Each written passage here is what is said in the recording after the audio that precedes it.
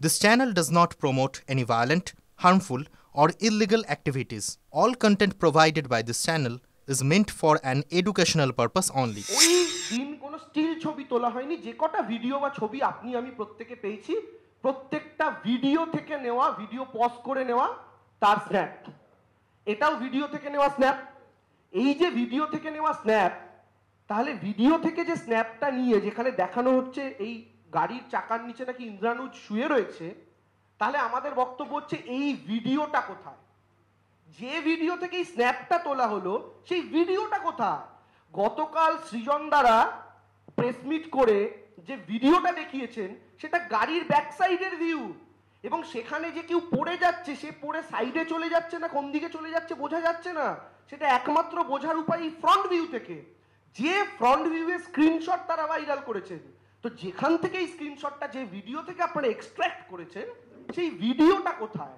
এটা যতক্ষণ না আমাদের কাছে আসছে আমরা তো এটাকে সত্যি বলে মনে করতে পারবো না। এটাই স্বাভাবিক, কারণ সব ভিডিও অ্যাভেলেবেল মার্কেটে। আপনারা প্রেস মিট করে করে সব ভিডিও দেখাচ্ছেন, শুধু এই ভিডিওটা দেখাতে পাচ্ছেন না। দেখিয়ে দিন, তাহলে বুঝবো সত্যি হয়তো কোনো ঘটনা ঘটেছে। কেউ বিশ্বাস করেন? যদি এত বড় একটা গাড়ি এরকম আড়াআড়ি শুয়ে থাকা একটা মানুষের ওপর, লম্বালম্বি হলে আমি তাও মানতে পারতাম যে ওপর দিয়ে গাড়িটা বেরিয়ে চলে গেছে, তার নাকে চোখে মুখে চোট লেগেছে। কিন্তু আড়াআড়ি সে শুয়ে রয়েছে, তার উপর দিয়ে এত বড় একটা গাড়ি গিয়েছে, তারপরেও সেই ব্যক্তির শুধুমাত্র চোখে চোট লেগেছে। এটা কি করে সম্ভব? কোন অঙ্কে সম্ভব? যদি চোখের ওপর দিয়ে টায়ার যেতে হয়, স্বাভাবিক বুদ্ধিতে যেটা বলে, আমাদের চোখকে টায়ারকে টাচ করতে হলে তার আগে কমপক্ষে নাকের হাড়, কপালের হাড় এবং গালের এই উঁচু অংশের হাড়কে ভাঙতেই হবে, কারণ চোখ এই তিনটের মাঝখানে অবস্থিত। কিন্তু তার কি নাকের হাড় ভেঙেছে, কপালের হাড় ভেঙেছে, গালের হাড় ভেঙেছে? না। আমি লাস্ট তার যা ছবি দেখলাম, তার চোখে কিছু ইনজিউরি অবশ্যই হয়েছে এবং তার এই জায়গাটা করে কিছু কেটে গিয়েছে, সেলাই পড়েছে। তার চোখের ওপর থেকে টায়ার চলে গেলে মাথা তো থেতো হয়ে যাওয়ার কথা, কিন্তু শুধু চোখে চোট লেগেছে। তার মানে চোখের ওপর দিয়ে টায়ার যাওয়ারও গল্প সত্য নয়, বডির ওপর থেকে গাড়ি যাওয়ারও গল্প সত্য নয়। যদি দেখেন, আপনারা দেখবেন অশোভনীয় ইঙ্গিত করা হচ্ছে রাজ্যের মন্ত্রীর দিকে তাকিয়ে। রাজ্যের মন্ত্রীর দিকে আঙুল তুলে তাকে বিভিন্ন রকম আঙুল দেখানো হচ্ছে, যেগুলো অশোভন, যেগুলো বলা যায় না, যেগুলো দেখানো যায় না। এখান থেকে ঘটনার সূত্রপাত। যে কাজ আরাবুল ইসলাম করেছিলেন সেই সময় নিন্দনীয় ছিল, সেই সময় সমালোচনা হয়েছিল।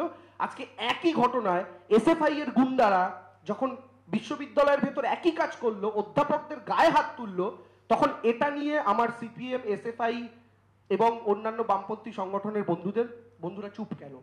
এটা আমাদের প্রশ্ন থাকলো। যখন নাকি আইসিটি রিস্ট্রাকচারিং এবং ইলেকশনের ডেট নিয়ে মিটিংটা শুরু হয়, তখন প্রথমে এসএফআই থেকে 3 জন কর্মী নিয়ে ঢুকে যায়। তালা মেরে তারা বাইরে থেকে হুমকি দিতে থাকে যে তোদের লাশ ফেলে দেবো। ইন্দ্রানুজের এই বক্তব্য কি সঠিক?